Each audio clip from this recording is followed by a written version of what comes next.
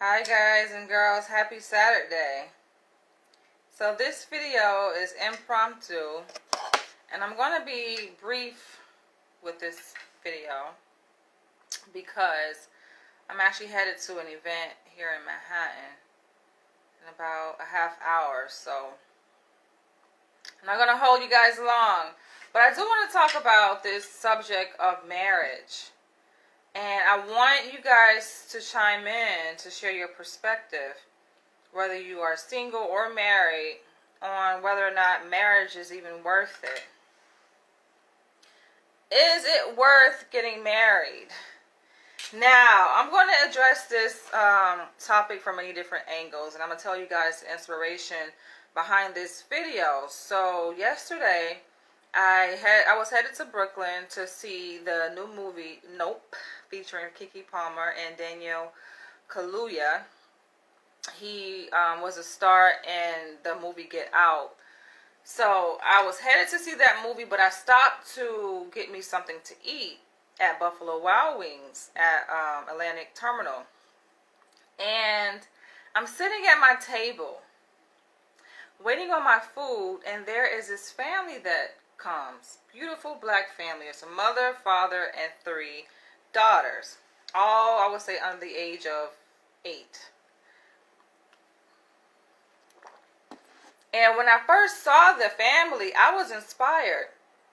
I'm like, look at the melanin. Now, granted now, for you guys who follow my videos, you guys will see where I talk about being in Upper East Side. This is where I live, in Upper East Side, Manhattan, which is a predominantly white neighborhood.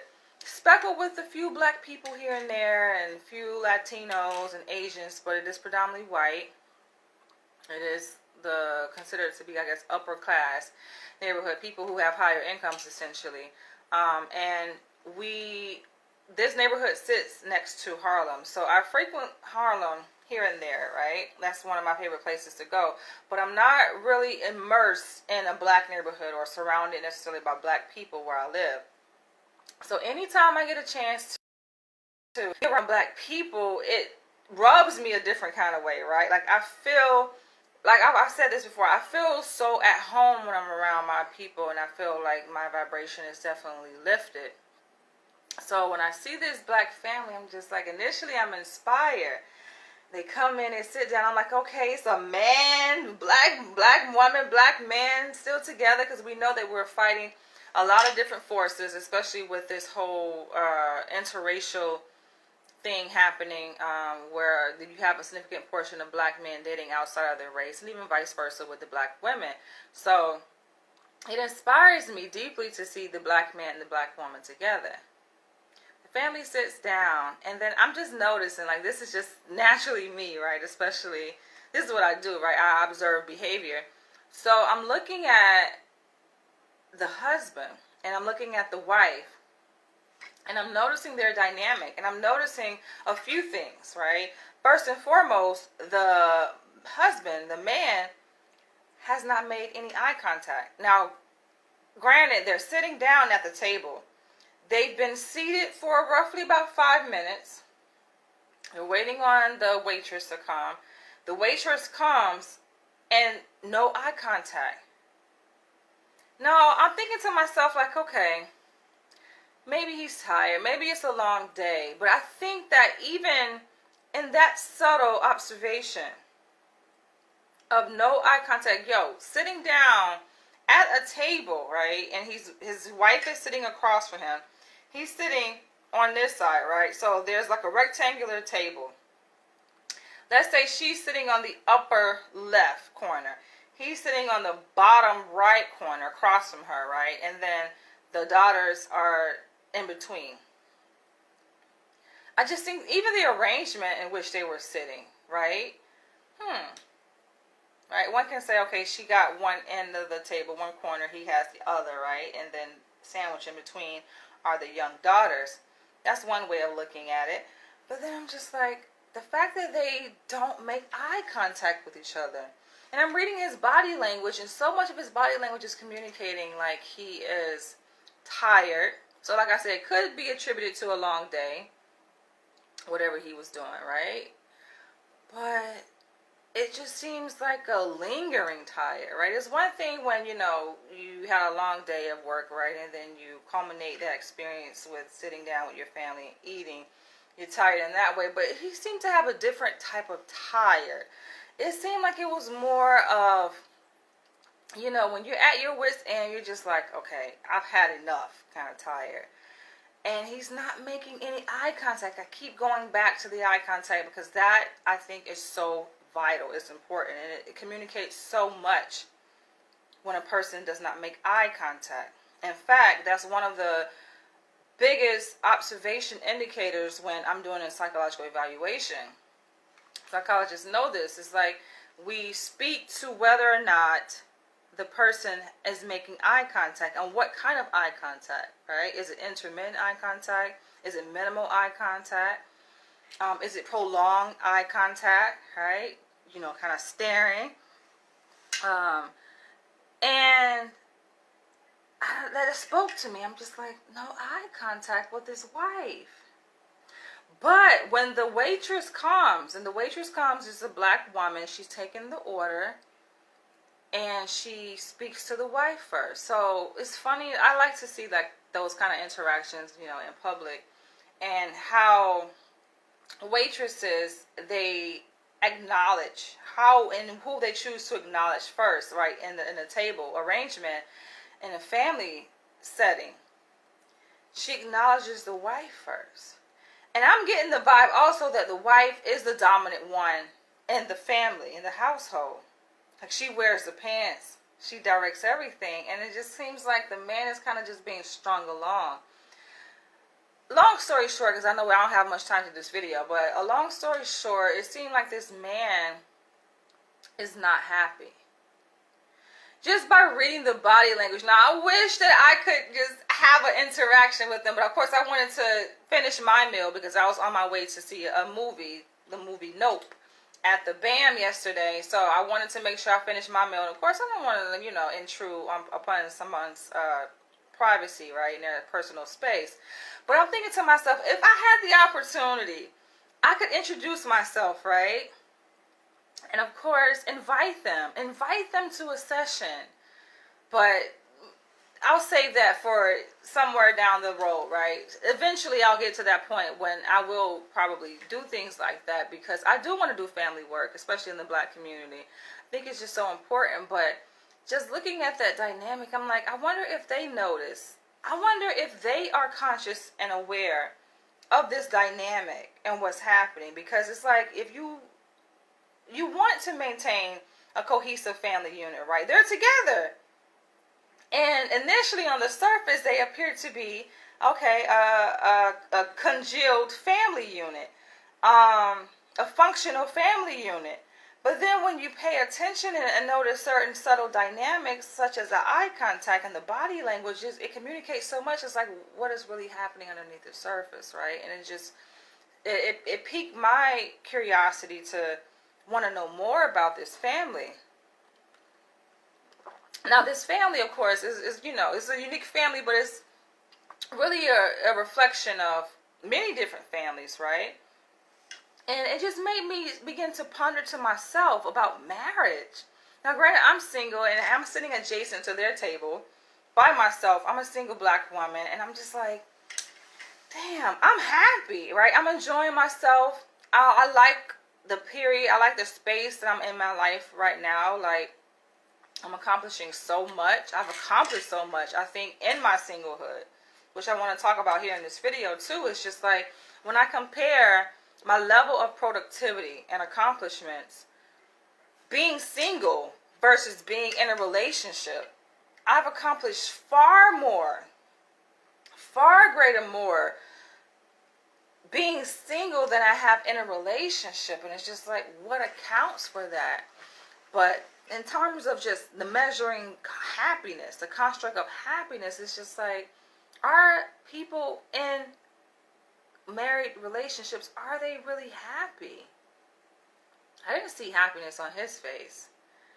I see complacency. Like, I see that he's like settling. It seems like he's just doing what is expected of him, right? And like I said, the oldest daughter probably wasn't any older than 7 years old. It made me think back to when I was 7 years old. In my family unit, I was raised by my mom and my father. We all lived together, and I call it a happy family, right? There were some things and dynamics that were at play, but for the most part, it seemed to be a happy family. And so the oldest is 7. It's just like, okay, he's been doing this for a while. And, all of his daughters look just like him, right? So we're talking about a family where the siblings both share the same mother and the same father. They look just like this man, all 3 daughters. The youngest daughter probably was no older than 2. And, yeah, she was like in the little high seat, the high chair. And so I'm thinking like, but he's doing this. He's there. He's committed. He's there, but how could this be fixed? That's what kind of came to mind, like, okay, how could this be fixed? Now, I think the initial go-to, what people would say is like, all right, well, if you're not happy in a relationship, then leave.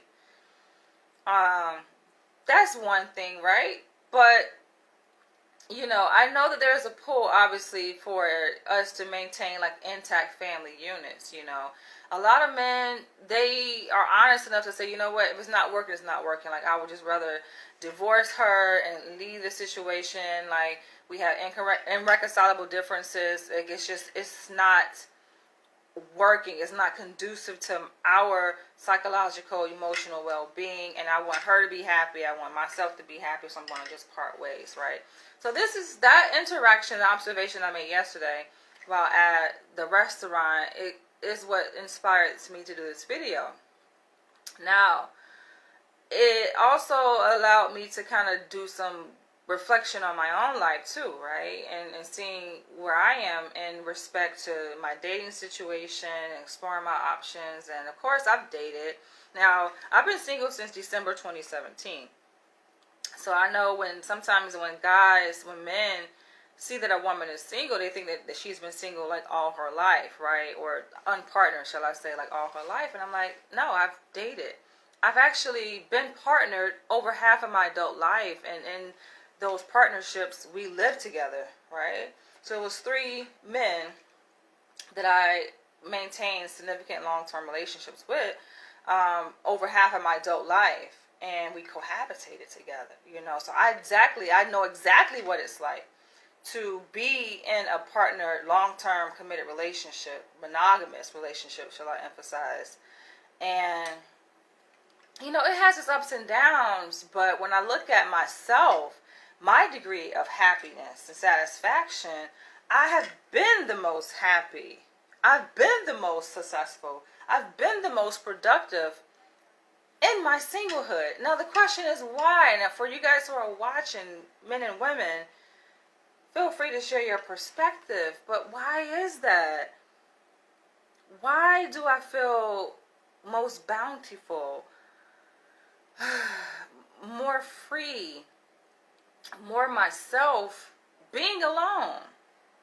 I made this meme that I shared years ago on my Facebook social media where I said that I absolutely love being the only person who shits on my toilet. A lot of people laugh at that. I laugh at that, but I'm dead ass serious, because when you are with someone, it's not about you always anymore, right? Like for me, when being single, it's all me. This is all me. I make my own independent decisions without someone having to chime in, without having to get someone's other perspective. Like my life is my life. My living space where I live, it's all me. I don't have to wait to use the restroom. Now, of course, that can be fixed if you have more than one restroom, right? If you're partnered and you're cohabitating. But it's still other things that come with it, right? Sleeping in the same bed. Now, that can go well if you're feeling lonely and you want some comfort in the warmth of another human body next to you, swaddled up with you and cuddled up with you. But at some point, that even gets played out too, right? Funny enough, when I was in grade school, I was young, right? I'm pretty sure this goes back to like middle school, maybe even elementary, where I said that, and you know how we, like, as young girls, we envision ourselves and what we're going to be, and what we're going to look like, and who we're going to be with when we get older. And I envisioned myself, yes, eventually married, through my young lens, right? The lens of a young girl. I saw myself being married, but I said that I'm going to have my own separate home. Now, why would I say that? Why would I say as a young girl that being married looks like me living separately from my husband? But I just know the person that I am, and yeah, I do like my own space. Even if I'm cohabitating with someone, I need to have we have to have a respect of each other's space, right? Um, and it's just nothing like having your own. So for me, I think that it's challenging because on one hand, yes, I do want to procreate. I do see myself partnering with someone.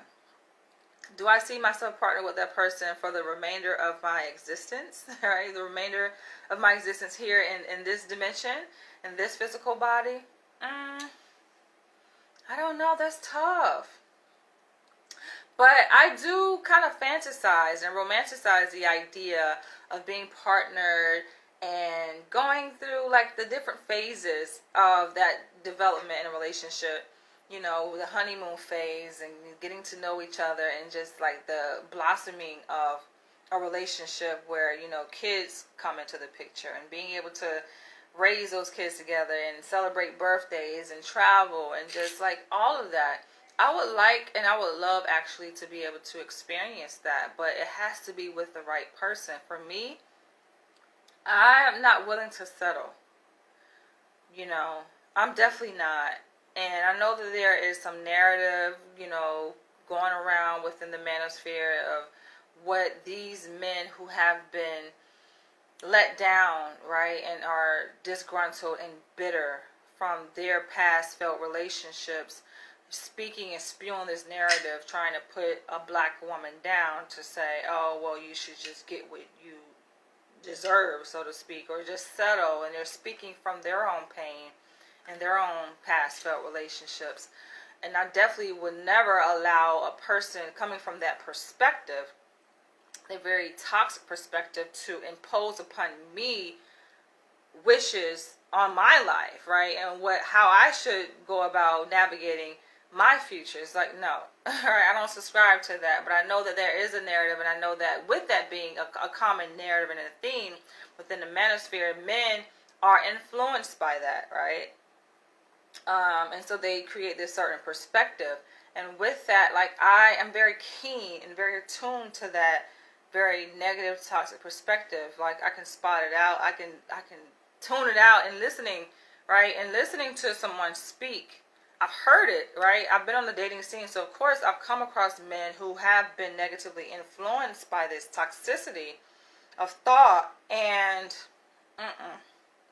I'm immediately turned off. I'm just like, nah, this is not gonna work, right? Because he has been bitten by the bug. And he's not a person, a man who be able to think for himself. Like, I like men who can make their own decisions, who are not easily influenced by social media and these trends, these very toxic trends that are happening in the manosphere. All right, I like my men old school and driven, self-driven, who has a plan. It's nothing sexier when a man says and can follow through. I got a plan for you. I got a plan for us, right? Like, I like that, you know, and it's committed and it's about his business, right? So for me, I'm not close to the idea of being in love, right? And loving a person unconditionally, as long as it's reciprocated, and creating a family and existing together, cohabitating. I'm not opposed to that. In fact, I'm very hopeful that that's still a possibility, but it's just like, with the way things are going and the way these men's minds are being shaped, unfortunately, it's like the odds are against me. At least that's the way I feel. And so for me, I've come to a degree of acceptance and kind of comfortability too in being single and not really expecting that to manifest, right? Granted, it can, but it's just like in devoting so much energy and attention to, oh, being married and falling in love and being found by the right one, you know, it compromises other areas of my life, right? That's just being partner is just one area of a person's life, right? One facet. There are many different areas of my life that I feel like I don't want to neglect being hyper focused on that, you know. And I understand the power of manifestation and setting your mind on a thing, but you can set your mind on a thing so much that it's just draining you of your energy. And I think that is a level of compromise and level of position that I don't want to put myself in. You know, I've seen women do it, and they put their dreams on the back burner. You know, they put their goals, you know, on the back burner, and they're not able to fulfill aspects of their reality, their existence, because they're so focused on this one thing that they really don't have control over. Honestly, I've said to people, I say, listen. And the last person I was talking with, and I said this too, laughed at it, but it's so true. I said, really, it's going to take a mighty act of the universe for me to be partnered with the right person, especially at the level of maturity and development that I've reached. Like, I'm talking about spiritual, because I've been on my spiritual journey. It doesn't stop because I'm single. In fact, I think it becomes more solidified like the longer I'm single in my level of spirituality, because I have that ability to be able to isolate myself and really to go deep into the corners of my being and my existence and my traumas, and be able to really reflect upon that and heal from those. So yes, this person, I know when it happens, he's a very unique person. Now, I'm going to speak a little bit briefly about why I think it's difficult for me to actualize that, right, in terms of a relationship that could lead to marriage. Because, yes, I'm very particular, and I've said this before, like, I'm very particular in terms of my preference in a man. But observing and seeing what the status quo is, seeing what the options are, the dating pool, which people often say it has urine in it. Alright, so I'm going to have to wrap this up. But yeah, it's just, I'm coming across a lot of, I would say, potential prospects of men. They appear to have what it takes, but then through conversation and through trial and error, like, nah. And it should go without saying, like, I think a real man, old school men, and it's something about them old school cats, I'm talking about like seasoned men, they know exactly what it takes to secure a woman. They know. But these new age men, they have not a clue. Right? And it's like, even when a woman articulates what she's looking for, because you got men that ask, oh, well, what do you want in a man? What do you like? And a woman can say, often most women say the same thing, consistency, right? Trust. And that's how you build trust. You build trust through consistent behavior, right? Your actions proving so. And it's just not there. A lot of men, I feel like, financially aren't stable. Like, I'm financially stable. In fact, like, my financial status is definitely showing improve, like, constantly, you know. I'm not going down. I'm continuing to rise. And so what I'm noticing is that a lot of black men, even though they're attractive, like they present as potential prospect, they're not there financially. They're financially insecure, essentially. And so it makes sense that if you're a financially insecure person, whether male or female, you're going to be hyper focused on trying to get the bag. And it's almost like you don't really have a say-so in what your day-to-day life looks like because you're just so frantic and hustling trying to get that. I am stable financially. I'm secure. So I'm not worried about how I'm going to pay my bills. I'm not worried about any of that, right? Relating to anything financial. I'm not worried because I'm good. If anything, I'm ready. I'm ready and willing to move forward, to build, but only with someone who can match that. I'm not trying to pull a black man up. Like, no, I pulled myself up. I've been through a lot. You may see this, but people have no idea what a person has been through. I've been through a lot, but I do have to end this video. But yeah, it's just like, I pulled myself up. I've overcome obstacles and still overcoming, right? It's not like, oh, I'm there and boom, I can just sit back and relax and chill. Like, no, it's a constant everyday battle, especially for black people in the context of the society in which we live in.